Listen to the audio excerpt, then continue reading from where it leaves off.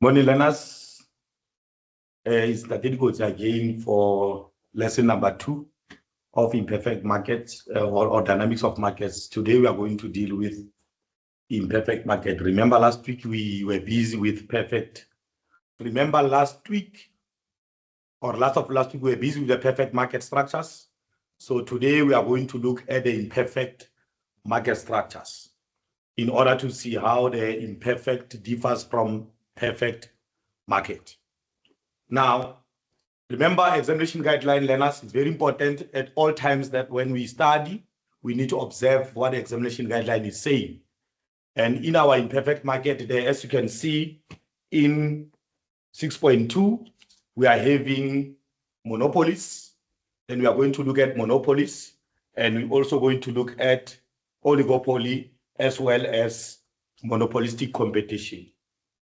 So it's very important that learners, in each and every time when we study, we need to observe what the examination guideline is saying. As in when you can look at this column up there, it's actually outlining that this is a content that is examinable, and also the content that we need to know as learners as we prepare ourselves, because examiners, they are using this tool or this document or this Bible when they are setting our examinations. So be mindful of the examination guideline at all times. We need to observe. And let's go straight to our lesson. We are going to look at imperfect market structures, which is, like I've said, we are going to look at monopoly, also look at oligopoly and monopolistic competition. As we know that the examples that we can have in terms of monopoly in our country, South Africa, we have Eskom as an example that is a company that is supplying us with electricity for the entire country. Then we have oligopolies. Here are the examples of oligopolies. We have banks here, and here we have network providers as examples of our oligopolies. Then we have monopolistic competition. As you can see, I tried to make some of the examples there. Shoe repair makers are one of the monopolistic competitors, and we have mini and bus companies, and sandwich bars, meaning this one we can refer maybe, for example, like KFC and other food outlet stores that we know. Hairdressing salon is one of the examples that we have under monopolistic competition. Dry cleaners and laundries, and bars and nightclubs. Then when we look at the number of firms, I just made this example here so that we can able to know, as in when we go into details, what is really happening in imperfect market. Under oligopoly, there is one. One means that there is only one seller or one service provider of that particular product in the market. Then in oligopoly, as in when you can see 1, 2, 3, 4, 5, there are only few in oligopoly market, but they are large companies that are operating there. Here there are many companies operating. When you see many, it tries you to remember what we did last week when we were doing imperfect market in terms of the number of firms. Then let's go back, let's go on and look at the characteristics of this imperfect market structures. Remember, learners, as per our examination guideline, I just want to go back to our examination guideline in order for us to see what is really happening in terms of that. We have where we need to compare and contrast the perfect market structures. I think if it's not in this examination guideline, it must be there on the previous lesson, but you can just go back to your examination guideline and see that we have the essay there where we need to compare and contrast either perfect market with monopoly, or perfect market with oligopoly, or perfect market with monopolistic competition, or monopoly with oligopoly, or monopoly with monopolistic, or oligopoly with monopolistic competition. So be mindful that the essay, according to examination guideline, might come in that fashion whereby you are comparing perfect market with other imperfect market structure, or market structures within imperfect, where you need to compare them in terms of the essay. So be mindful of that, learners, as in when we are preparing for our junior exam paper 2. Then Very important that we need to observe the criterion or the characteristics of all these market structures. Is much important there. Then the first thing that we need to acknowledge in terms of the criterion is the number of firms. We need to know how many number of firms are operating in each of that particular market structure. We need to observe the criterion at almost times so that we can able to see how perfect market structures differs from imperfect market. Now, the first criterion is the number of firms. We need to know how many firms are operating in each market structure. Like I indicated last week on the previous lesson that we dealt with the perfect market. Now, I included the perfect market in terms of the criterion so that it is easy for us to make a comparison. Look at what is happening in perfect market. There are many sellers that no single business or a firm can influence the market price. So that's much important in terms of the number. Then we look at monopoly. Remember the previous slide, we said there is only one seller whose output presents the entire industry, meaning that monopoly is the only market structure that is supplying the whole industry with a product or a service. Then we have oligopoly. Remember the previous slide, we said there are few suppliers or few firms that dominate the market. As an example of banks that we did, there are few banks that we know, but they are many. They are few but large companies that operate in oligopoly there. Then we have monopolistic competition. Right, look at monopolistic. How many number of firms?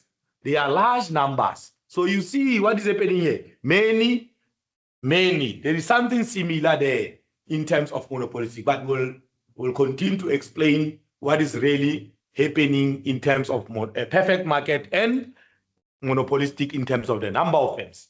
Then we have the criterion number 2 there, which is nature of the product. We need to know what nature of a product is offered in all these different market structures. Look at monopoly, perfect market. We said it in a previous lesson. Products are homogeneous, meaning that they are identical in terms of the size, in terms of the shape, in terms of the quality, in terms of the appearance as well. So remember that one, we did it. Then look at monopoly, what is happening now. Their product is unique and it has no close substitution, meaning that there is absolutely nothing that we can use in order to substitute electricity. Though I know some of the learners might think of solar inverters and generators and all that, but remember, those cannot substitute entirely, so that we say if something is substituted entirely, it means you need to remove electricity out of the place, then you only concentrate on that particular product. Then we can say that particular product or a service is a closed substitute. So nothing can actually replace electricity entirely. So hence we say that monopoly product, it doesn't have a closed substitute. Example here, remember guys, we said it's ESCOM in terms of the electricity. Now we have oligopoly. Oligopoly products are, the nature of the product is homogeneous or differentiated, meaning that we find a product that can be the same in monopoly and oligopoly, but somehow those products can be differentiated from one another. Then also monopolistic, the products are differentiated. But bear in mind, learners, bear in mind, when this essay comes, you don't just write one seller, few firms, large number, homogeneous, unique, homogeneous, differentiated. When the marker does mark you in the marking center, they hook up this, if these two oligopoly was differentiated or there was a comparison in terms of the essay of oligopoly and monopolistic, then you begin to just to say homogeneous and you say differentiated. They hook up the two and they allocate one mark. So you must explain, you must put it in an explanation form when you say the product in oligopoly is homogeneous, how it is homogeneous, how it is differentiated. You understand, guys? So it's very important. Don't just mention, because when you are mentioning, and remember what the essay is saying, the essay is saying discuss in detail. So when you just mention, it means that it's a mere listing of facts. And remember, mere listing of facts, we only allocate 8 marks of that mere listing of facts. So be very careful of that. Right, learners? Let's continue with that one. Then, now, we are at the criterion number 3, which is the market entry. For you to enter Imperfect, how is the market entry? For you to enter in monopoly, how is the market entry? For you to enter in oligopoly and also in the monopolistic competition. Look at what is happening. This one, we did this one in the previous lesson. Complete free entry in the market. It means that in a perfect market, it is easy for you to enter and exit the market as well. It's very easy for you to enter and exit. But look at monopoly. The entry is completely blocked. What makes the entry to be completely blocked? Remember in a previous lesson, there might be a question to say, briefly describe the term homogeneous. So you need to explain to say it's homogeneous because of is the same because in terms of the size, the shape, the appearance, the quality. Even this one, examiners are likely to ask this question. What are the barriers to entry in monopoly? What makes it difficult for other firms to become ESCOM, to become SAA, to become Transnet? What are the things that prevents them to become that? Then you need to explain. The entry is blocked due to the patent, ownership, and scarce resources, and also maybe higher startup cost. It's very costing for a business like ESCOM to be established so that they can have their competitor. So it's very important. Higher startup costs are preventing. Licensing is one of the prevention to entry in the market. The market entry. The entry into the market is difficult due to various barriers. What are those barriers? It's actually almost the same as monopoly because of they need capital outlay. It needs more money or large amount of capital for you to establish a firm like FNB, a firm like say SLC or MTN. Right, now let's look at monopolistic competition. The entry into the market is easy. It means, do you see what I'm trying to do here, learners? I circled the first criterion in terms of the number of firms in monopolistic, which is large, also large in perfect market. Look at the entry here. It's easy. And also here in perfect, it's easy. But we'll get to that. So it means that there is no barrier such as patent rights. Those patent rights that were the barrier in monopoly, here in monopolistic competition, it is not an actual barrier. Then we go to the number 4 criterion, which is control over the price. Remember we said in the previous lesson, firms no control over the price. Why? Because they are the price takers. The price is determined by the market forces of demand and supply. We did that one in a previous lesson in terms of the perfect market. Now let's look at monopoly. They have considerable control over the price. The firm is a price maker. They are making the price, limited by the demand and the goal of wanting to maximize profit. But be careful here. Any firm that is selling a product that is unique, for them to maximize profit, be careful. For them to maximize the profit, their profit depends on the demand for the product, even if they are selling a unique product. If there is no demand for their product, they can't actually maximize the profit. Hence, you see, when the price of electricity is increasing, then we say, let's go and buy gas, let's go and buy paraffin, let's go and buy generators. But it actually doesn't mean we have actually substituted electricity. No, but we just opted to buy alternative in terms of reducing the consumption of electricity due to the what? The price of electricity that is increasing over time. But it doesn't say we did actually substituted electricity altogether. It's highly impossible. But bear in mind that any business that is selling a new product, their profit depends on the demand for the product. If there is no demand, they can't make any profit. Then let's look at oligopoly in terms of the control. Some control over the price, but not as much as monopoly. They have a little control, meaning they somewhere have that little control over the price, but they cannot control the price as the monopoly does.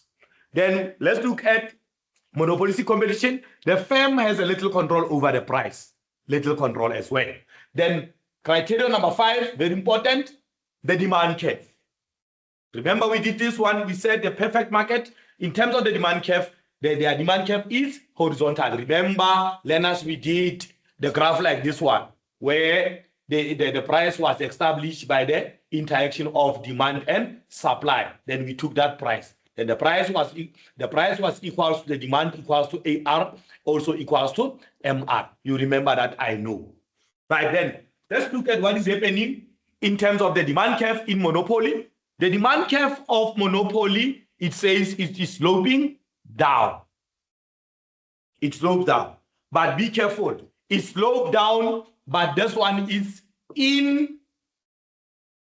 inelastic. You remember elasticity of demand and elasticity of supply in grade 11. It is inelastic. Why are we saying it is sloping down and inelastic? Remember the word inelastic, it simply means what? It is when there is no responsiveness of the consumers in respective of the change in the price. Meaning that the price of electricity increase, but will always demand to buy electricity in respect to the price. Hence, it says it is inelastic. It is sloping down, but it is inelastic. That's how we explain the inelastic demand of monopoly sloping down. Then let's look at oligopoly demand curve. So you must also be very careful of the demand curve. Somehow the examiner might want you to differentiate how the demand curve of perfect differs from monopoly, of monopoly differs from oligopoly, of monopoly differs from monopolistic competition. Because you see, both of them, they are sloping down in terms of the demand curve. Monopoly and monopolistic. And it's much important again. Remember I said entry, large number, many sellers, also the entry here. We'll talk about that at a later stage. Now, look at that. They are both sloping down. Why are they both sloping down? It's because of what? That control that they have there, in terms of the price. But this one, it is elastic. It is elastic because if KFC increase their price of chicken, what we do? We go to Nando's, we still get the chicken. So they actually cannot actually control the price, because if the price of a certain product of KFC, we can get chicken somewhere. Hence, we say that it is elastic. There is responsiveness. If the price increases, consumers go to another to get the same chicken. So that is an example that I can make you there. Then let's go to oligopoly. The demand curve is kinked, indicating that firms often prefers non-price competition. You'll see when we talk of that graph how it is kinked in terms of the top segment and the bottom segment, where there is responsiveness, where there is no responsiveness. Then why they do actually have to charge the price at the kinked demand. You'll see that one. Let's go to the next criterion. Then the next criterion there is the next criterion there we can talk about information, which is the next criterion that we need to know how the information it is in terms of the market structures. Perfect market, the information is complete, meaning that buyers and sellers in perfect market, they have full knowledge in terms of what the price is charged in the market. Monopoly as well, the information is complete. We have a full knowledge of how much the price is charged by ESCOM. In terms of monopolistic oligopoly, the information is incomplete, because anytime they can increase the price, anytime they can decrease the price. As well as monopolistic, the information there is also incomplete. That is criterion number 6. Sorry for that, learners. Then criterion number 7. We need criterion number 7, which is long run economic profit. So we need to know what kind of a profit perfect market is making at what particular period. Monopoly as well, oligopoly as well as the monopolistic competition. What kind of a profit are they making?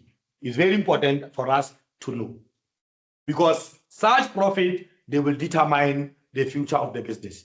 Then look at what is happening there.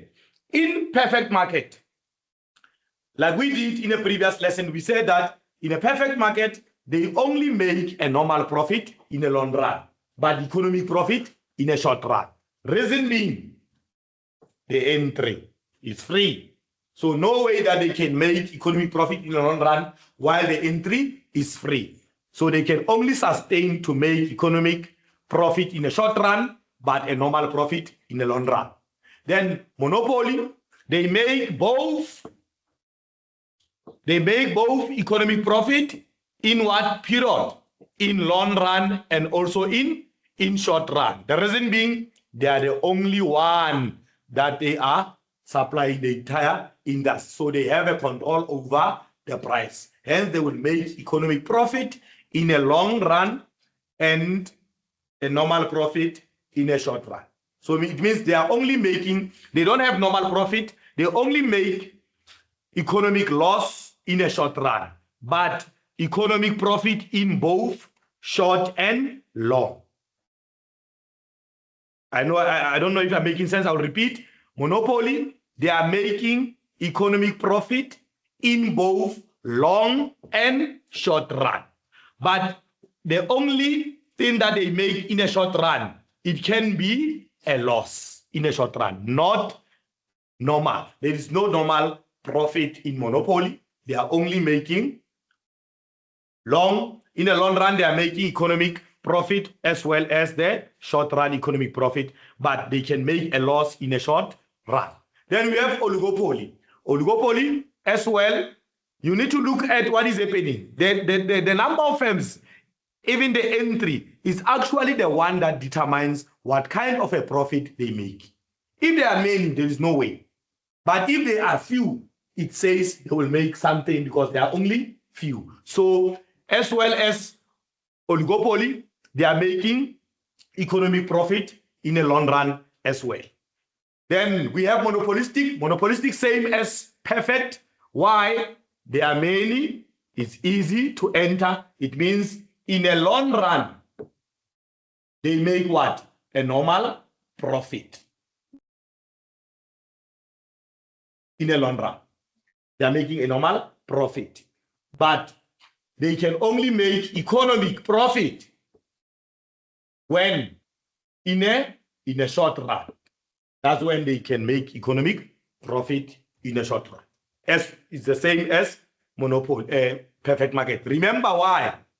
Immediately when they make economic profit, remember economic profit is where our total revenue is more than total cost, or average revenue is more than average cost. Remember we said it's a profit that is above the normal. Immediately when they make economic profit, perfect market, as well as monopolistic competition, that economic profit attract more businesses to enter. And they will enter. Why?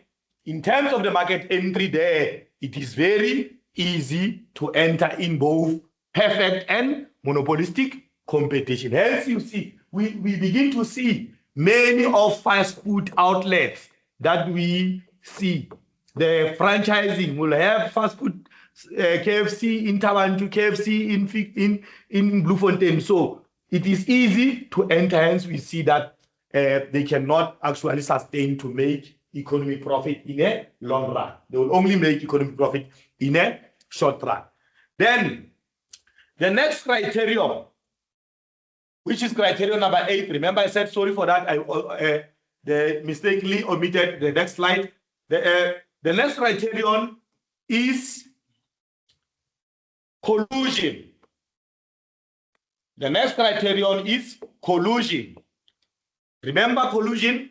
It is when one or two firms join together to form something like a monopoly. It's when one or two firms join together to form a one firm. Now, is it possible for perfect market to collude? No, collusion is impossible because they are many. They cannot collude because they are many. Then let's look at monopoly. Will they collude? It's impossible because it's only one business. They cannot collude. Then let's look at oligopoly. If there are few firms, obviously, because of they are few, they can actually collude. These ones. Then monopolistic, they can't collude because there are many firms operating there. Then we need to know the criterion number 8, which is collusion. Then let's go to criterion number 9. Criterion number 9, we talk of productive efficiency. Then number 10 will be productive inefficiency. Let's look at allocative efficiency. Remember what is allocative? It is when businesses are able to allocate resources optimally, meaning that there is no wastage in terms of how resources are allocated. Do the perfect market allocate resources efficiently? Yes. The reason why? They are many. And they are selling what? Product that is the same. If one business of perfect is wasting the resources, we don't even see as consumers. We go to the next one because we know that we'll find a product somewhere, even if that particular firm has wasted its resources. So they are able to achieve allocative efficiency. Is monopoly achieving allocative efficiency? No, because at some point we are experiencing higher prices because of their cost of production. And in other instances, we experience what? We also experience load shedding. It means they did not allocate their resources optimally. It means now monopoly, it doesn't achieve allocative efficiency. They are actually allocative inefficient. Then let's look at oligopoly. Oligopoly, do they allocate resources effectively? No. Even as well, the allocative efficiency is not achieved in oligopoly.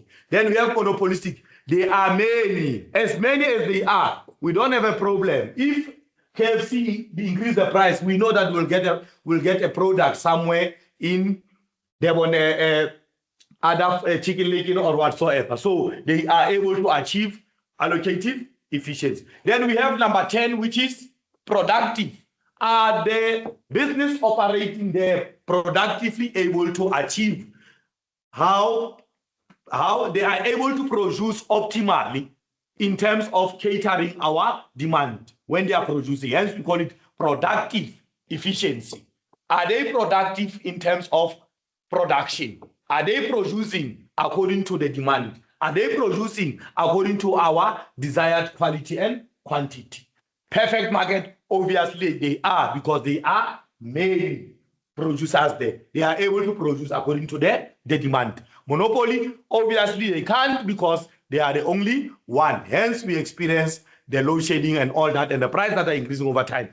And oligopoly, no, they can't. Then monopolistic, they are actually trying to allocate resources to be productive, efficient. Then examples, we know examples that are there in perfect, and also examples that are there in monopoly.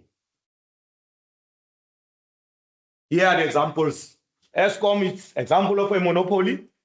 Oligopoly, we talk of banks or network providers as oligopoly. Then monopolistic, here are the examples of that. That is our criterion, learners. Learners, we should not mere listing. We should actually explain. And as in when we explaining this essay, when it comes to say, let's compare this market structure with this market structure, we don't use the tabular form. This tabular form, it was just for me to present so that you can able to see the difference between market structures. But as in when it comes, you write a criterion, then when you say number of firms, you indicate, here I'm talking monopoly. You explain the number of firms in terms of the monopoly. You explain nature of the product of the monopoly. Then when you are done, you go to that market structure that you are differentiating with to start with the number of firms, nature of the product, and so on. You don't tabulate in an essay.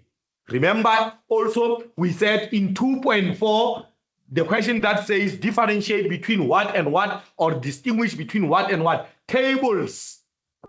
Tabular form, not allowed anymore. we don't accept tabular form. You should outline your essay as discussion form. Then monopoly.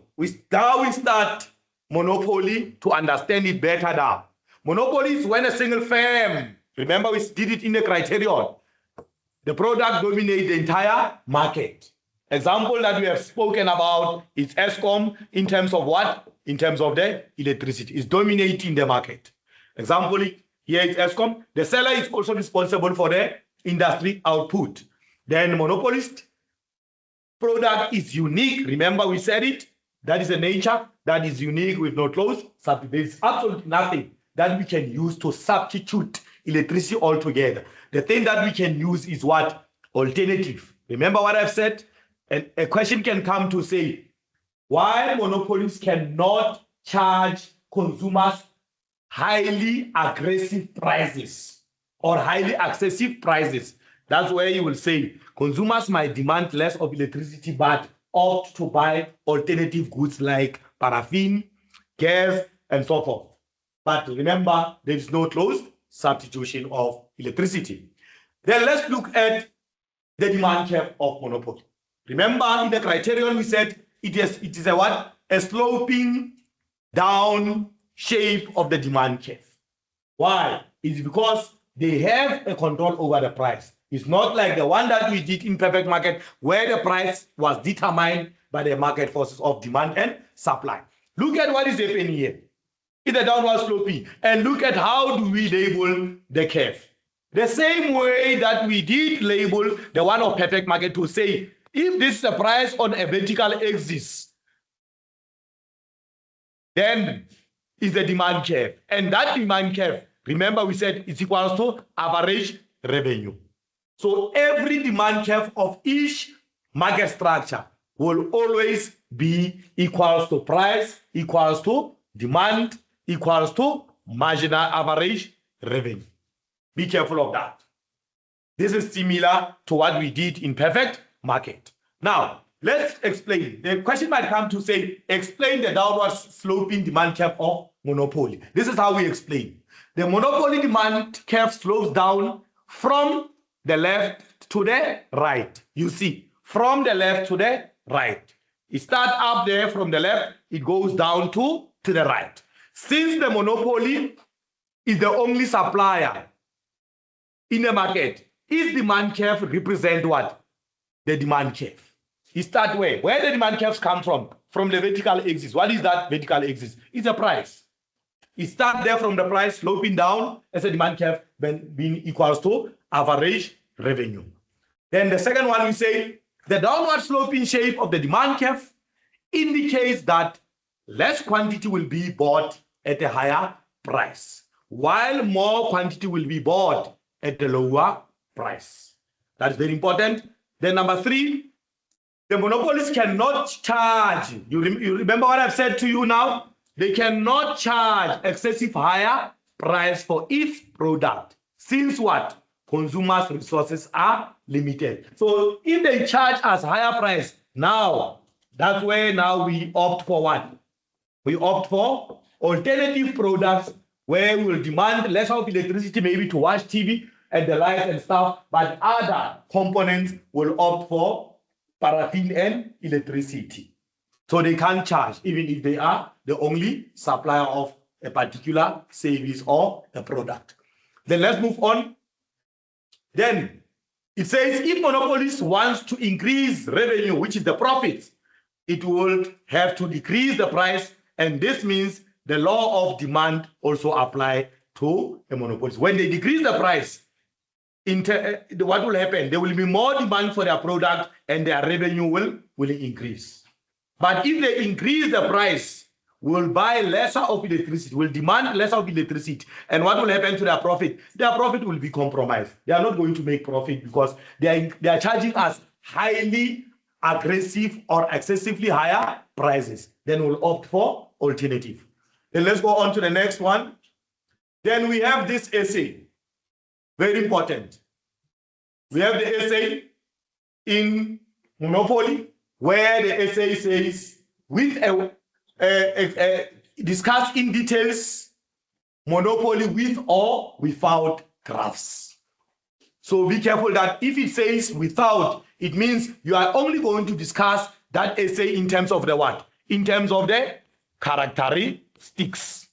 When it says without. But when it's without, you exclude the characteristics, you look at the what? You look at the short run profit and loss in monopoly. So that is how the essay looks like when it is discussed in terms of the graph, with the graph. Remember, we did a criterion where you will only explain the characteristics of monopoly, but here, our focus, it must be with aid of graphs. Now, remember what we did in perfect market. Firstly, we need to acknowledge what is economic profit. Economic profit is an extra profit that the firm makes over and above the normal profit. Remember, the normal is where our total cost is equals to total revenue, or average revenue being equals to average cost. That one is normal. So it means when it's an economic profit, now our average revenue is greater than average cost, or our total cost is greater than total. Our total revenue is greater than total cost. Then we say that one we call super normal profit is above. Now let's look at what happened today. Remember, we had the downward slope in the demand curve. Very important. Remember the first step, like I indicated in the previous lesson, we throw our axis. Very important, because there are marks that are allocated for axis. Correct labeling of axis or labeling on axis, we allocate there. Then we throw our downward sloping demand curve. Then we label it as what? Demand equals to average revenue. Right, let me start this over. I'm trying to say we have the essay here. Remember, in a perfect market, the essay was the equilibrium position of perfect market, which means that was the first essay that we have under macroeconomics as part of our paper 1. Now, this is our second essay, but it's 2 essays in 1. The examination guideline is saying either we discuss characteristics of monopoly, or we do the essay in terms of the short run profit and loss as graphs that are explaining monopoly. So meaning that how many essays now? We are seated at 3 essays as far as we are concerned with the content. It's a third essay, this one, where we need to discuss monopoly with the graphs, not without. Without its characteristics, with its graphs. So we just did the demand curve. We just did the downward sloping demand curve to say this is the demand curve. Why the demand curve is sloping down is because the monopoly, they are actually the price takers. So but remember, they can't actually charge us higher price for their product because it will compromise their profit. So the only thing that they can do is to decrease their price so that demand can increase and profit increase. But if they are increasing their price, what will happen? Demand will fall and their profit will also fall. Then we have the demand curve that is sloping down. Where it sloped down, it started from the left, then sloped down to the right. Then we label it to say is the demand curve equals to average revenue. Then we need to have a downward sloping again, which is what? The marginal revenue. Remember the trick that I have said in a previous lesson, that when we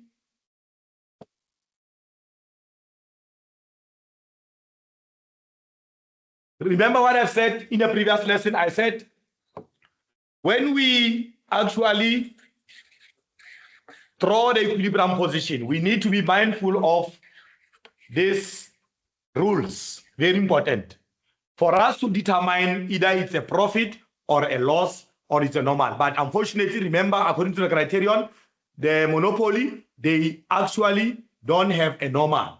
They have only economic profit and economic loss. Now, remember what I've said in the previous lesson. We said we need to observe this rule. for normal profit, which we don't have in monopoly. We are only going to focus on economic profit, also as with economic loss. Remember the rule. I said, when it's a economic profit, it means that average revenue, I don't know if this one is a greater than or a smaller than. I think it's not good in mathematics, but I think this is a greater than. It's less than, okay?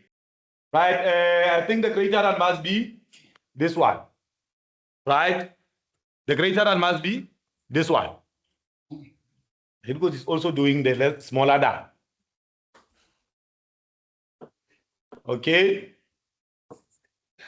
Right, this one is the smaller than. It's the greater than, this one.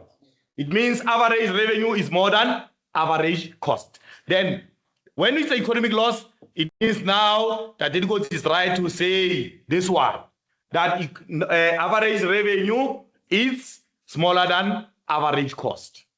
Very important. Now, this is our first step that I have said to you in the last lesson. Then the second step, we need to be careful of this. We need to have, remember, marginal revenue. It must go along with marginal cost. Then number 3, we said average cost should go along with average revenue, so that it becomes easy for you when you plot your graphs or the curves in the graph to indicate where you position your, more especially this particular curve, which is the cost curve. It's very important, that one. Now, remember here we said when average revenue is greater than average cost, it means our AC must lie where? Below. Remember, this one must be below. AC should be below. This one, since you refer a direction, meaning AC must be above. So it will tell you in terms of the positioning of the AC. When you position your AC above, when you position your AC below AR, it means it becomes a what? An economic profit. But when you positioned your AC below AR, it means there is something that is going on there. Very important. Right. Let's go on there to check how we draw the graphs, or I will just move along with the rules in the next slide. Now, look at what is happening here. The same MC that we had in the perfect market. You remember in the perfect market, we had the MC. It's still there. It is still a Nike shape as well. But what differs here is now, we don't have a horizontal demand curve, but we have a what? A downward sloping demand curve. And remember, our horizontal demand curve in perfect market was still demand being equals to AR and equals to marginal revenue. But in this case, both AR and marginal revenue, they are sloping down. They are still going together as they went together in perfect market. So we're still going to apply the same rule on where do we position our average revenue curve. In which curve? Remember what I've said in the previous lesson? The U-shaped curve is the one that determines our kind of a profit. Are we still together, learners? That the most important curve is the AC curve, which is the U-shaped curve. Where do we position it? If it's below, if it's above. Because we are comparing what? We are comparing average revenue together with average cost. One should be above the other, one should be below the other. Then it will tell us where are we moving in terms of the profit. So now in this graph, we say we are going to look at economic profit. Then in short, it says that when it's economic profit, it means average revenue should be more than average cost when it's economic profit. So we need to observe in the graph, is our average revenue more than average cost? We need to look at that. Now let's look at it. Here is our MC, the same one with what we had in perfect market. Then let's look at our AC curve. Here it is. Here is our AC. Remember, we are comparing AC with AR. Now, if our AC is here, AR is sloping down there. Where is AC? It means AC is below our downward sloping demand curve, which is the AR. That simply means we are making what? Economic profit. I repeat again, learners. Let's look at it. What are we comparing? We are comparing AR and AC. And the rule says what? AR should be more than AC. When you draw these graphs, similarly to what we did in perfect market, you need to observe AR and AC, average revenue and average cost. They are much important. One should be greater than the other. Very important, learners. The only way for you to understand and capture these graphs in terms of what kind of a profit are we making as a particular market structure, you need to observe what is actually happening. I will just go back a little bit in a market structure, the same graph of economic profit, but in a perfect market. I will draw it here. Let's just observe, learners here. What is happening? This is a price. Remember, it's only me that is allowed to draw, to label P and Q because I'm qualified for that. You label price or revenue and quantity here. Remember, this was our horizontal demand curve. And we labeled it D. Look at what is happening here. And we labeled AR. Look at what is happening here. Then equals to marginal revenue. But be careful. This is a perfect market. It's horizontal. Why? Remember, we were the price takers in the perfect market. But this one, we are the price makers. We actually have the control over the price. Now, when we do economic profit in perfect, the same Nike one, which is the MC, we had it. Here is the MC. There's nothing different there. What is different now is what? The demand curves, sloping down, horizontal. Now, we want to draw what? An economic profit, but of the perfect. What must happen? Remember the rule. AR should be more than AC. That's much important.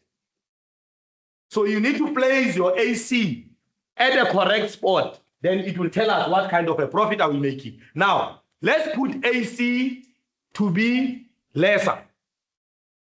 The U shape, look at the U shape, AC. Where is AR? Here is AR. It lies above the demand curve. AC lies below. Hence, it becomes a what? An economic profit. So I'm going to divert what happened here and we look at what is happening here so that it can make sense. Now look at what is happening. The AR is here. AC lies below the demand curve, which is the AR. Now we come here. I want to erase so that we can be familiar of what is really happening here. Let me erase everything here so that this can be easy for us to see and understand. That is my duty why I'm here, to make us understand. Look at what is happening here now. The very same thing that is happening here. We have the demand curve. We labeled what? AR and demand curve. Here is demand curve. Here is the AR. We are making a comparison now so that it can sync. Comparison of perfect with monopoly. Look at what is happening. The demand we also have the downward sloping MR. Here is our MR. It goes along with the demand curve. It's horizontally here. Here they both slopes down. Then what we left with?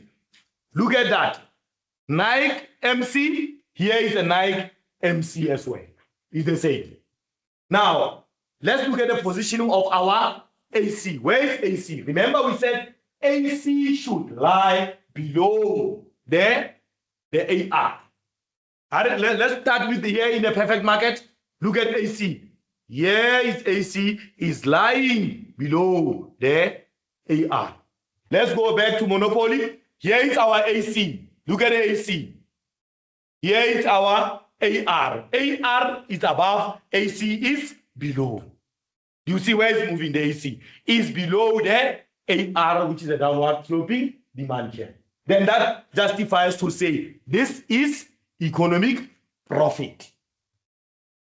Hobani, AR is more than AC. It's above. AC is below. As much as here is AR, here is AC. AR is above. AC is below. Then it tells us this is economic profit.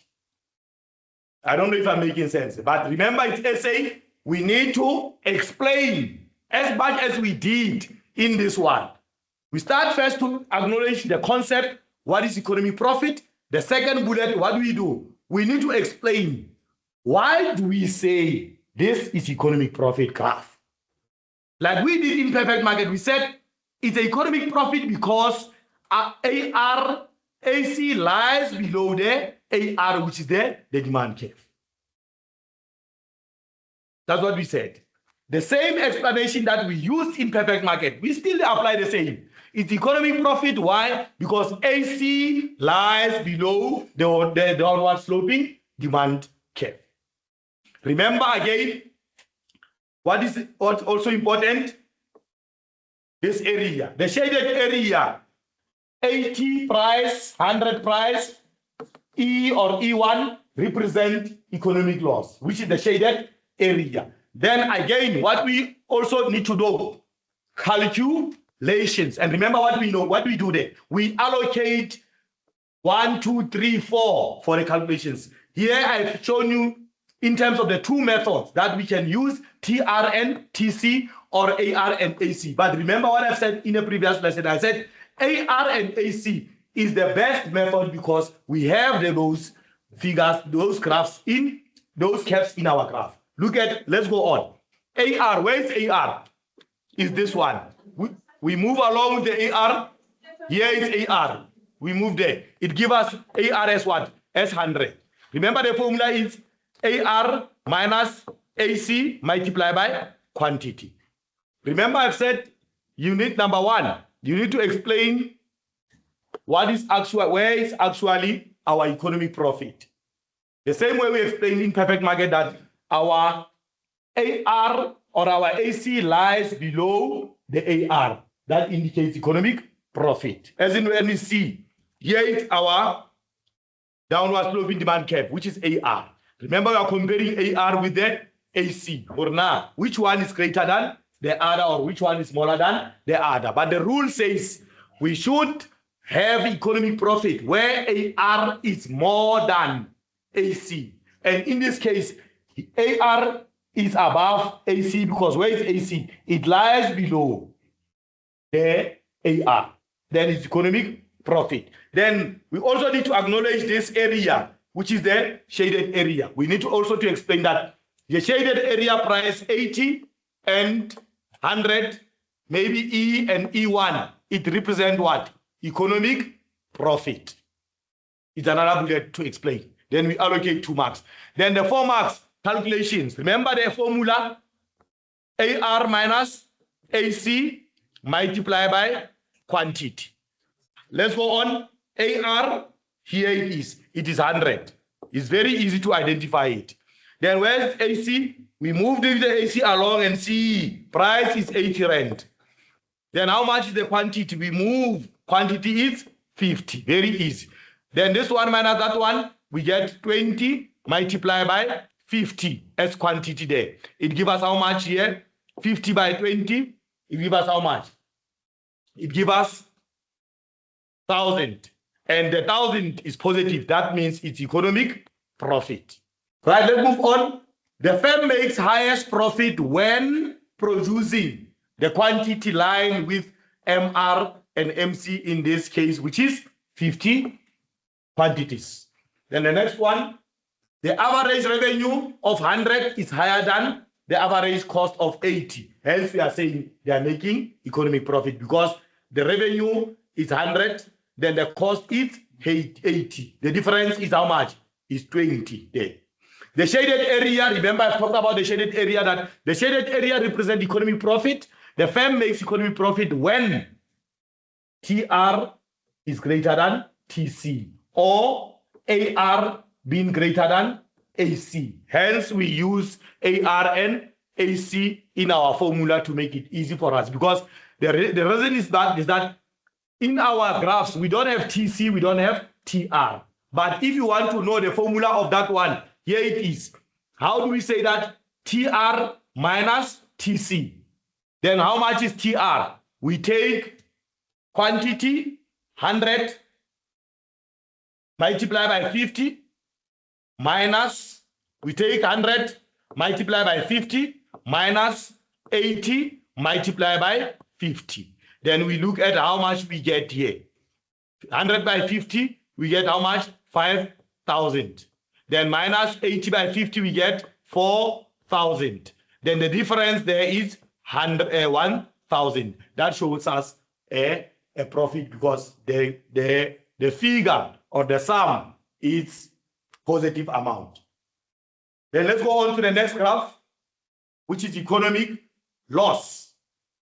Remember, very important, we start with the concept. What is economic loss?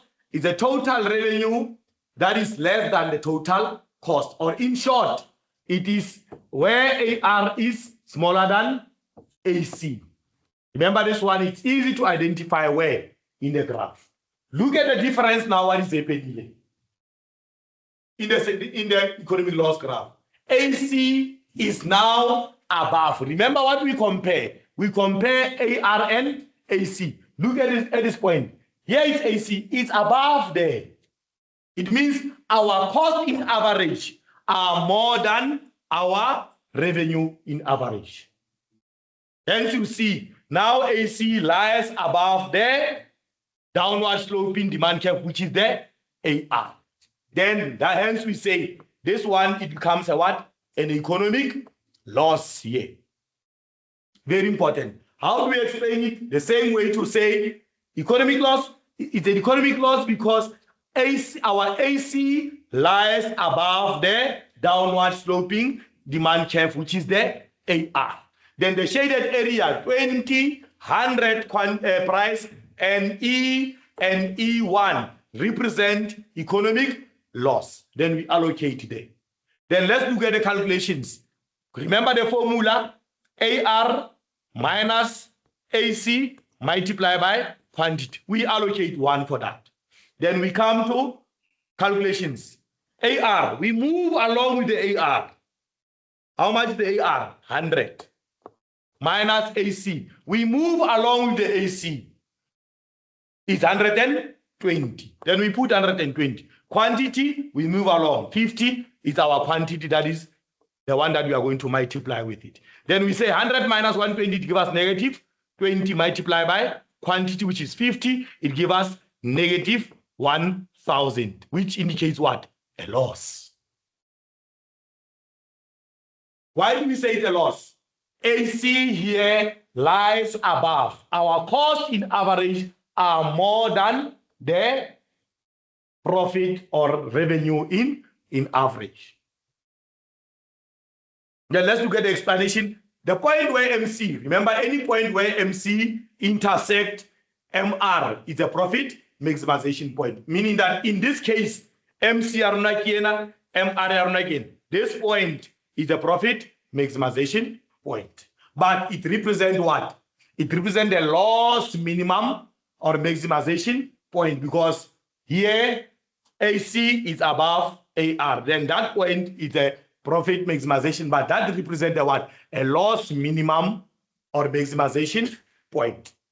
Then the next bullet, this means for a firm to reduce its economic loss, it should produce the quantity in line with the MC and MR. The next one, the loss minimizing quantity is 50 and the price is 100. Look at the price, 100, meaning they are making loss because the price that they are selling is 100 rather than being selling at 120. Hence, average revenue is 100, but the cost is 120. They are selling at 100, but their cost is 120. Then there is a negative figure of 120 rand. Their revenue is 120, but their cost is, the revenue is 100, but their cost is 120. Then they have a deficit of 20 rand. So they are making a loss. But in the previous slide, look at what is happening there. In the economic profit, look at what is happening in the economic profit. Look at what is happening in economic profit. Their cost is 80 rand. But they are selling at 100 rand, meaning they are gaining 20 rand. That's why it's economic profit. But in this case of the economic loss, it's because of they are selling it at 100 rand, but the cost is 120. They are making a deficit of 20.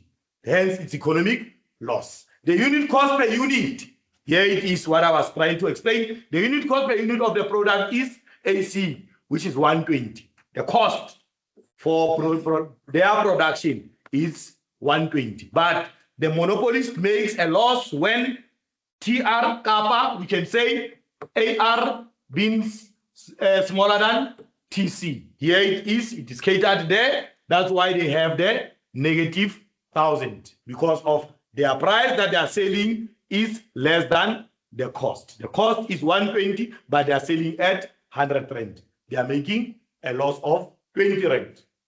This essay of monopoly in terms of the graphs, we only draw 2 graphs. Remember in perfect market, we've drawn 3 graphs.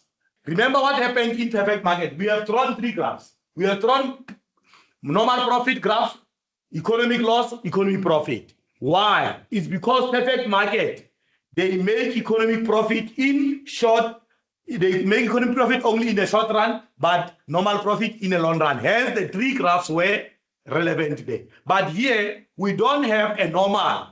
Monopoly or ESCOM cannot make a normal profit. They will make economic profit now in short run, also in long run. But they will make economic loss only in a short run. Hence, we need to have economic profit and economic loss. Why?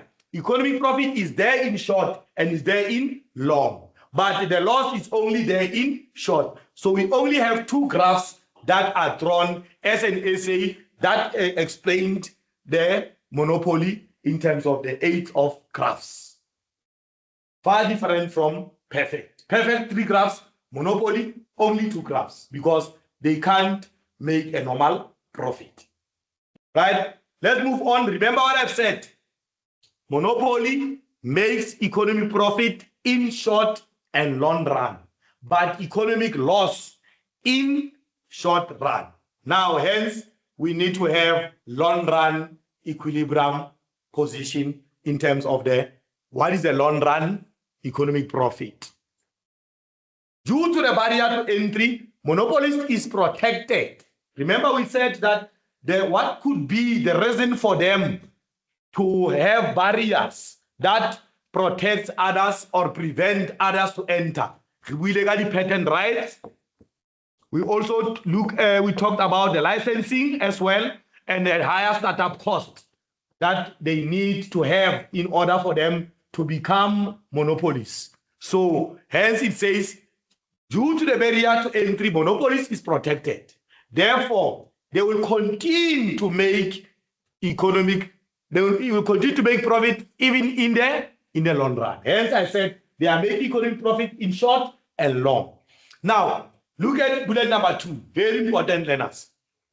If the monopolist makes loss in the short term, which is the what? The short run, it has the opportunity to improve their situation, since it will still be the only fair.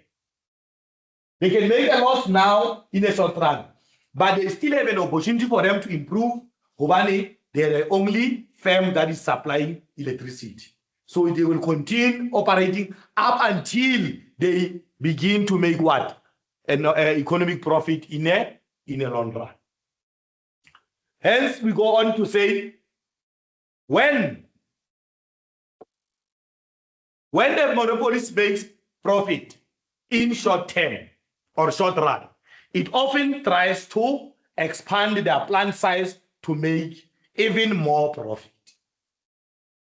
So that is what I will explain to say. Even if they can make a loss now in short run, they will still improve up until they become making economic profit. As in when they are busy making economic profit, they can still strive to expand their size of operation up until they make what? Economic profit. I don't know if you understand. There is no way where I did explain a normal profit. There is no normal in monopoly. They started making what? They started making a normal profit. Where? In a short run. Or they started making a loss. Let's say they started making a loss. Their product is not sold. But because of they are only one, consumers have no choice. Consumers, they don't have any substitute goods. They will still go to Eskom and buy electricity. What will happen? In future, when they go on, future is what? It's a long run. Now, in the long run, they will able to make economic profit, or say they will make even more profit. What is the profit that comes after a loss? It becomes an economic. I don't know if you understand that. No way that Eskom can make a normal. They will make a loss only in a short period. But as in when they move and move, because of they are the only firm dominating the market, will buy electricity. No way. Then they will end up making an economic profit. Then let's go on and look at the long run equilibrium position of monopoly. Look at what is happening there. I want you to observe here. Look at the space that is shaded. When we are talking long run economic profit, and I want us to go back to economic profit in a short run. Then I want you to observe the space here of the long run equilibrium. Then we go back to previous slide and look at the short run. Look at the short run. You should be able to distinguish between short run and long run. Remember in the previous lesson, I have said it. Short run is when only one factor of production is fixed. The other it changes. In which factors? We talk of the fixed cost as well as the variable cost. That the fixed cost will remain the same in short run. But in long run, because the business will increase their operation or their capacity to produce, then both fixed and variable, they will change in the long run. Because we cannot actually use the same inputs cost to produce more than what we are not producing before. We need to increase the variables, which are the inputs in production. So if we expand, we are no longer going to need the same space of operation. We'll need a bigger space. Then it means our fixed cost like rent will actually increase because we are no longer operating in a smaller space. We need larger capacity to produce. So this one, it happens when? In the short run. Only one variable is changing, which is the what? The variable cost. Remember, this one is changed according to the output that we produce. The more we produce, the more inputs that we need. But the fixed will remain the same in a short run. But in the long run, what must happen? Both fixed cost and variable cost, they should change because we have been improving our production capacity. That is actually what is said about this bullet. When the firm monopolist makes profit in the short term, it often tries to expand.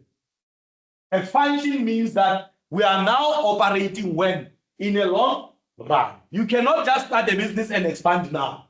We started small, we become medium, we become large. Gradually so. Hence it says they will expand their plant size to make even more profit. So that's why I'm saying, guys, it's very much important for you to know the difference between long-term equilibrium or long-run economic profit and short-run economic profit. It's very important. Let's look at the long run economic profit graph. The long run economic profit, we still have the same demand curve that is sloping down as the demand curve NAR, as well as the downward sloping MR. But what is different now? Look at MCR now. We have given it a friend there. We no longer have MC. We no longer have AC. We have LAC, LMC. That indicates what? Long run marginal cost. Long run average cost. Now here we are operating in a long run.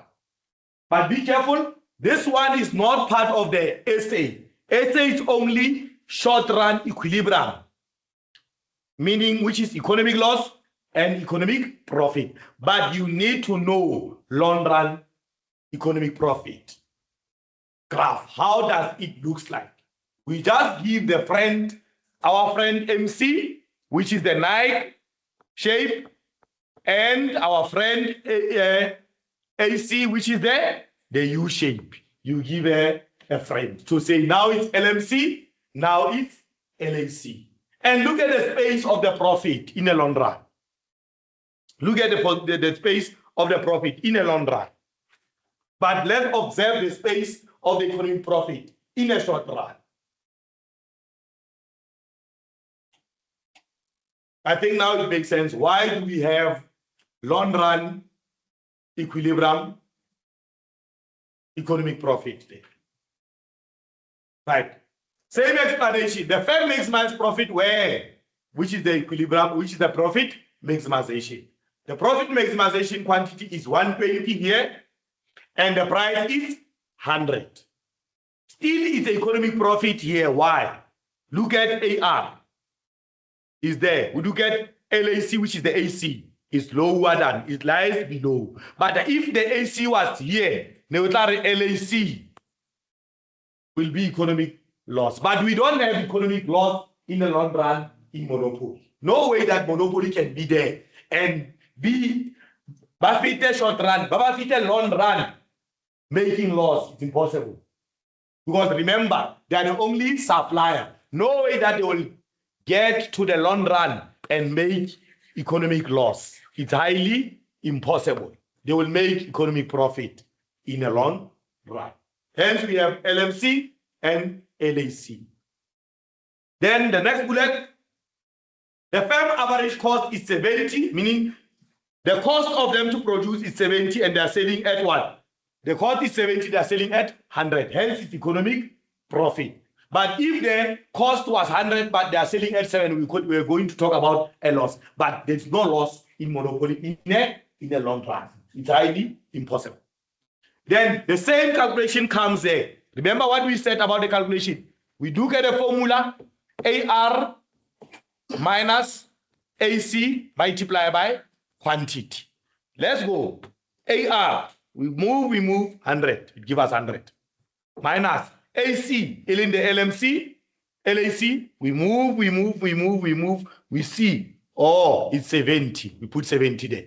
Multiply by quantity. Here is the quantity, 120.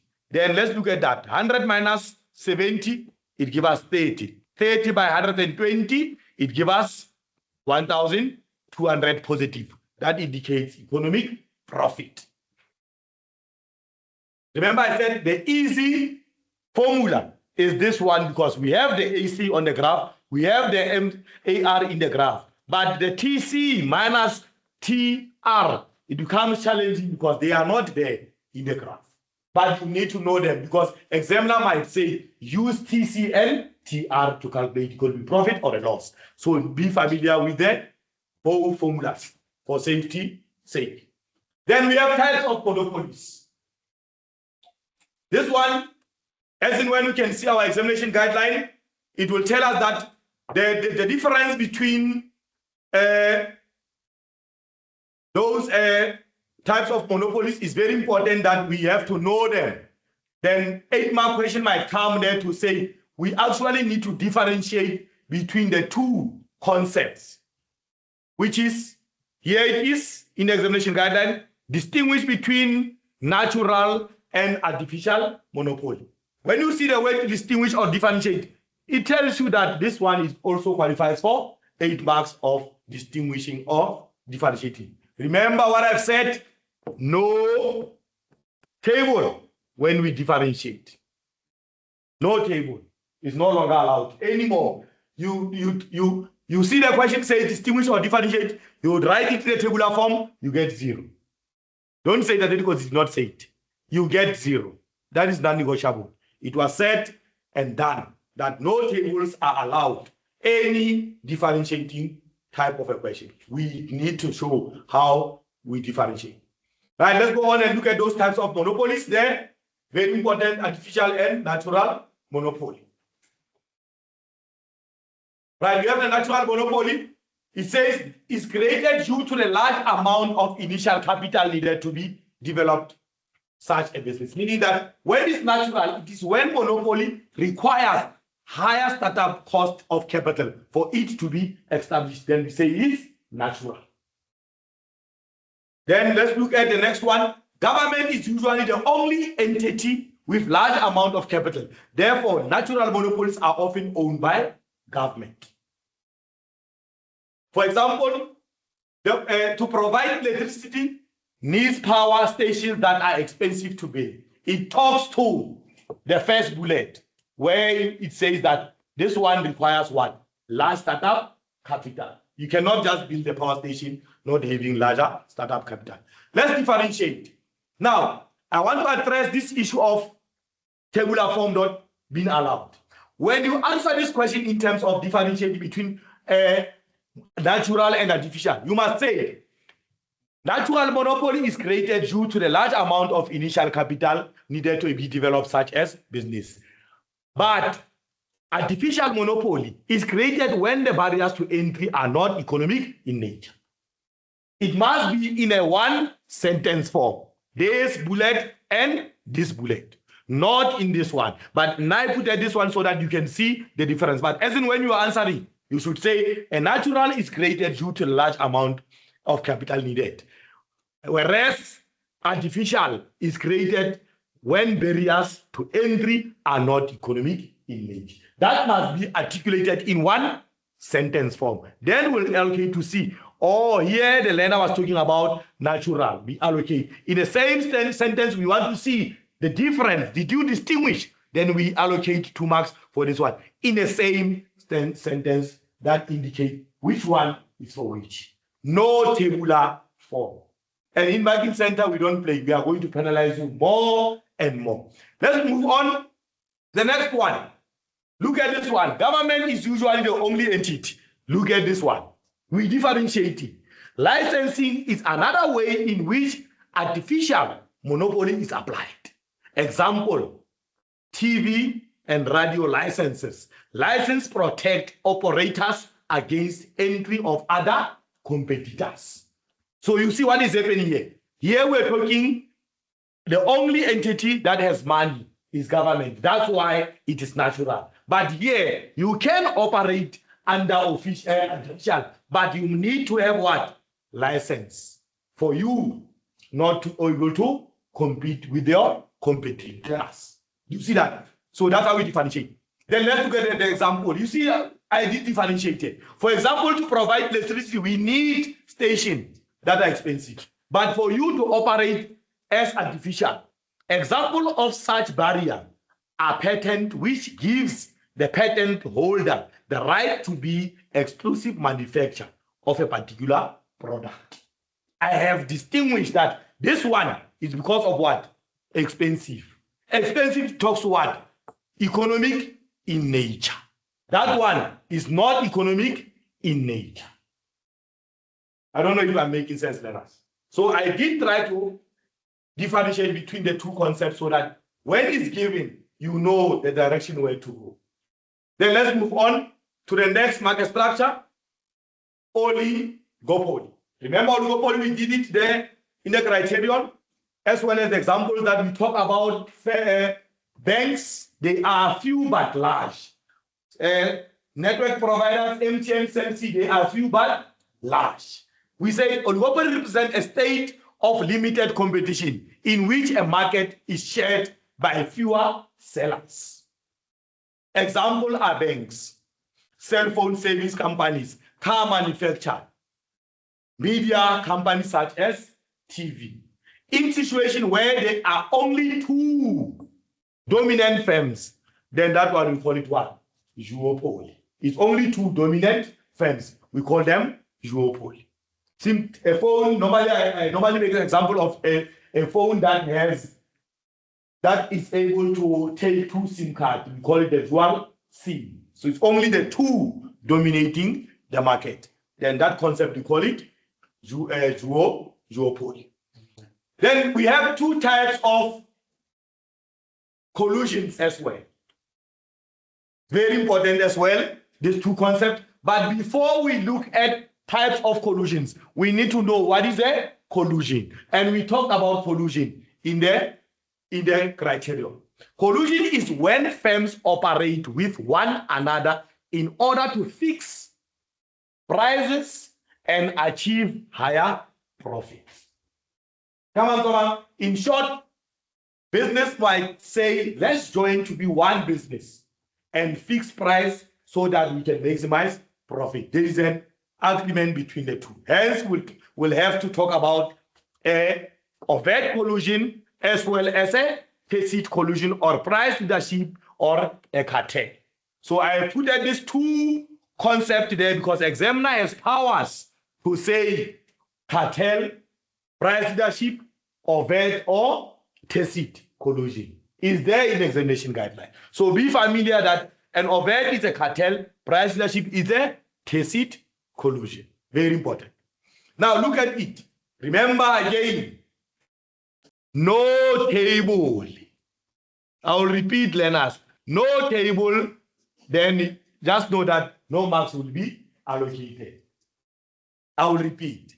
Then let's go on. What is an overt collusion? It is when firms openly, I just want to capture that one, learners, openly and formally agree. They are openly and formally, meaning there is transparency for them to say, let's agree to control the market by agreeing to fix price and output. But look at price leadership, what is happening, or tacit. This is an informal. That one was formal. This one is informal agreement between firms to control the market. That one we say is a tacit collusion. We don't allow tacit collusion because it is informal. Then let's look at second bullet. Remember what I said. When you differentiate, you say it is when the firms openly and formally agree to control the market price by agreeing to fix price and quantity. When you differentiate, you put this in line with this one. In other words, you add this bullet to that one. So that when we mark, we see, oh, the learner was talking about an overt. The learner is talking about a tacit. We allocate. Tabular form. No marks. No marks, learners. Right, let's go on. Bullet 2. The colluding firms operate as a collective monopoly. The firms that agreed openly, formally, so they do what? They work as a collective monopoly because they have agreed collectively to say, let's collude. Then look at tacit collusion. A dominant firm often takes a lead by changing prices. When there is a firm that is dominating, they will take a lead. And when they take the lead, what happens to other firms? They must follow. Hence, we call it price leadership. Again, we follow the leader. If our leader, we follow the leader. This is what is happening in terms of price leadership. The dominant firm, when it says, I'm doing this, the others, they follow. Because that one is the bigger one. Right? Look at the examples of that. An example is OPEX, which often need to decide the quantity they can supply in order to obtain higher profits. The other firms then follow by also changing or changing their price to match that other biggest firm. You see that? That one was the biggest one, is the dominant one. The others, they do what? They just follow that. He has increased the price. let's follow and increase because of there is a leader in terms of the price. Then let's look at this one. This form of collusion is illegal in South Africa, but the price leadership, it is legal in South Africa. So very important that 8-mark question of distinguish and differentiate might come in this oligopoly. Then let's move on. We are almost there, learners. Then we have monopolistic competition. Remember monopolistic competition? We said monopolistic competition is the what? It's a combination. When we look at our characteristics there, right? Let's look at that. We are still on oligopolies. Then we have this demand curve. Remember on the criterion we said the oligopolists, they are faced with the king demand curve. And the king demand curve, there are two. We have this demand curve up there, which is the top segment and the bottom segment. Very important. Remember this one. We have an essay. According to the examination guideline, we have the essay that says discuss oligopoly in details. We need to be very careful. We have the essay there. Examine oligopoly in details. What is it that we do? We need to give the concept, what is oligopoly, we give the characteristics, and also draw the king demand curve. So how many essays now? Many. For you to study. Let's go on and look at the king demand curve of oligopoly. But be in mind of the characteristics. What did we say about oligopoly? Right. Then let's look at the rationale of oligopoly. We say, due to the mutual independence among firms, the demand curve of an individual firm tend to be kinked.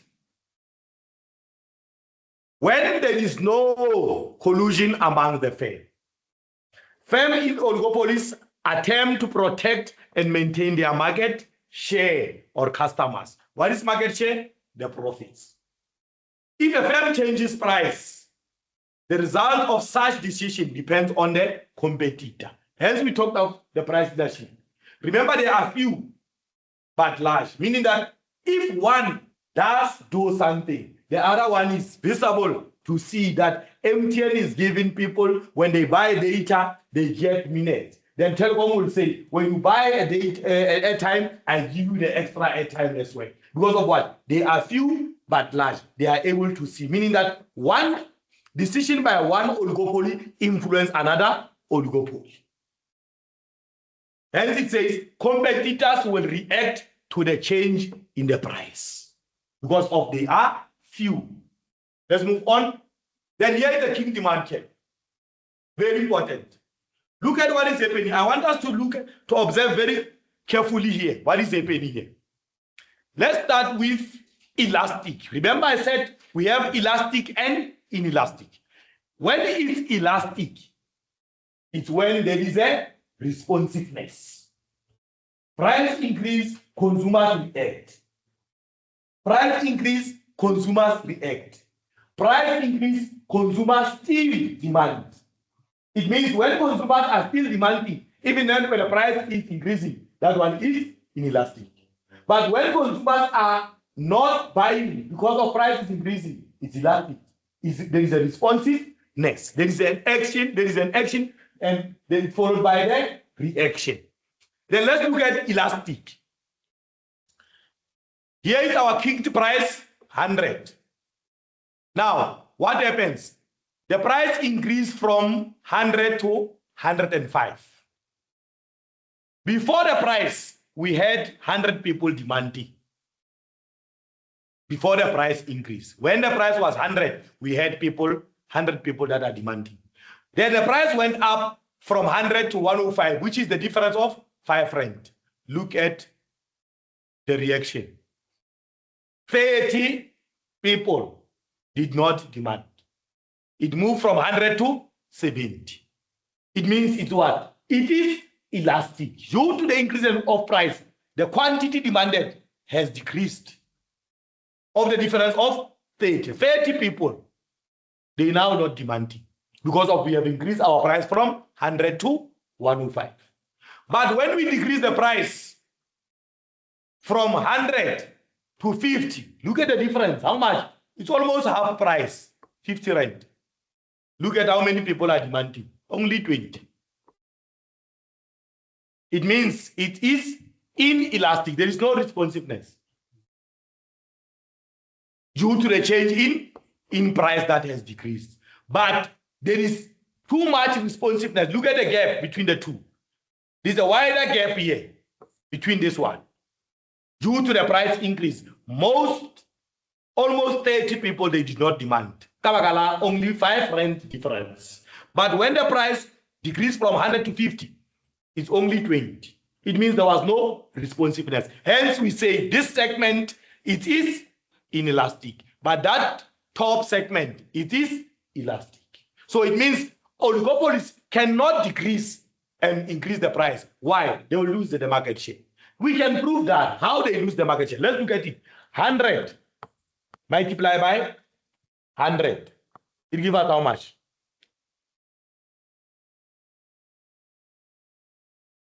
10,000. Meaning when they sell at the king price, which is 100, they will get 100 quantity demanded.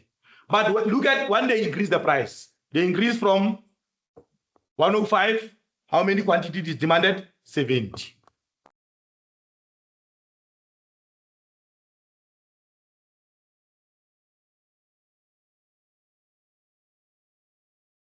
Right, 105 multiplied by 70.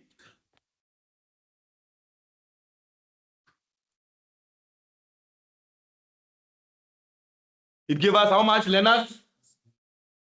7,350. Now, let's look at when they decrease the price. They're now selling at 50. 50, how many people are demanding at 50? 120. 6,000. So look at the difference. When they sell at 100, they get 100 people, which is 10,000 as a profit. But when they increase the price from 100 to 105, they only get 7,300. When they decrease the price from 100 to 50, they get only 6,000 as a market share. So should they increase or decrease? No, they should stay at selling at what? At kinked price. But for them to increase the market share, look at what is happening. I'll just explain that part. When they increase, when they decrease, that is the explanation of what is happening there. Then let's go on and look at what is it that they can do. They can compete on non-price competition. Oligopoly firms use non-price competition. This is to avoid risk such as price war. Non-price competition can be applied in the following way. They can advertise. When they advertise, they attract the attention of the consumers so that they can make more profit. Hence it says firms make use of advertising very intensively in order to attract many customers as possible. Every advert, you see this advert, you see this advert, they are advertising aggressively or intensively. The aim is to provide information about the product and the firm. Firm want to encourage the customers to buy their product during their what? Advertising.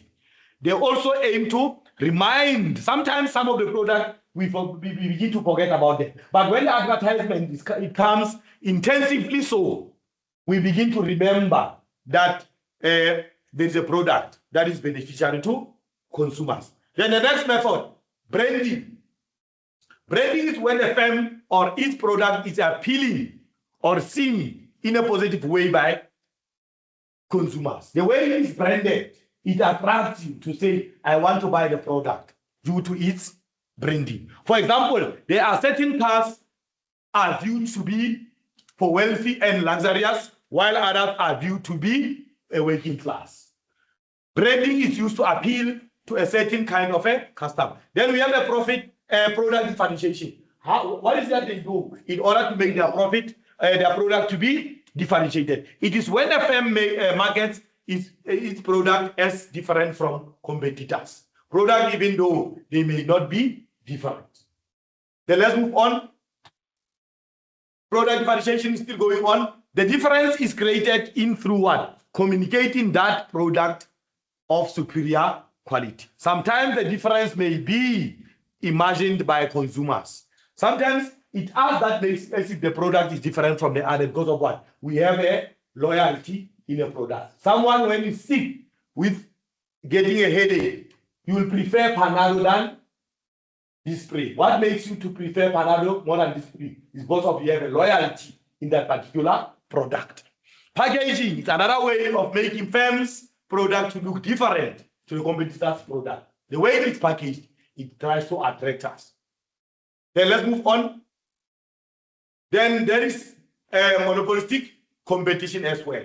They also apply the non-price competition. Like let's make an example, KFC, you're now able to order, they deliver. You don't have to queue the line at a kiosk, you just do a self-service, then you get your SMS to say you have ordered 1, 2, 3. It's one of the measures that they use in order to attract customers. But when you go to Chicken Licken, they don't even have drive-through. You need to go inside and buy. You queue. So that is how they try to attract their customers. Door-to-door deliveries, I've talked about that one. Extended shopping hours. Look at that one. Some they close, there is 24/7. Most especially KFC. But others, they close at 5, at 6. So that is how they try to gain customers. Building loyalty brand, I've just spoken about it. Panado, this spring, they are doing the same thing. They are homogeneous because they are curing the headache. But one will prefer to say, now Panado works for me very well, then I will prefer to buy Panado more than this spring. Tasty rice, but speckled rice, it doesn't. So you have a build a loyalty in the brand that I will prefer to eat tasty rice more than speckled rice. Offering after sales to customers, doing business over the internet. You just use your phone, you order, they deliver. That's how they don't charge you for that. No, they don't charge. They charge you for what? The price of the product. They don't charge you delivery. They don't charge you when you buy online. But the service network provider will charge you data when you order online. Then loyalty reward point. We know that one. When you are at a filling station, filling up your tank, somewhere in Shell, they will want a card where you gain the points, and also other fast food outlets, they will also want this one. That is how they try to attract their customers. Then we have this one that we say monopolistic competition is a hybrid, very important. This term, it might come out to say, briefly explain the term hybrid market structure. It is when there is a combination of monopoly and perfect. As I've indicated in the criterion to say, look at what is happening here. Look at what is happening here. In the criterion, I was trying to show you that there are some features that are there in perfect and as well as in a monopoly. Look at here. Many large numbers, many sellers. This is perfect. This is monopolistic. Look at what is also happening here. A market is entry to enter, is also free to enter. Then look at the downward sloping demand curve, downward sloping demand curve. Where is that one? In monopoly. Where are these features? Imperfect. So it means that monopolistic, it has the features of perfect and monopoly. That's why we call it a hybrid market structure. There are some elements there or some features that are there in perfect. Look at that one. Have considerable control, have little control. There is a combination of two market structures in one market structure. Hence, we call it a hybrid market structure.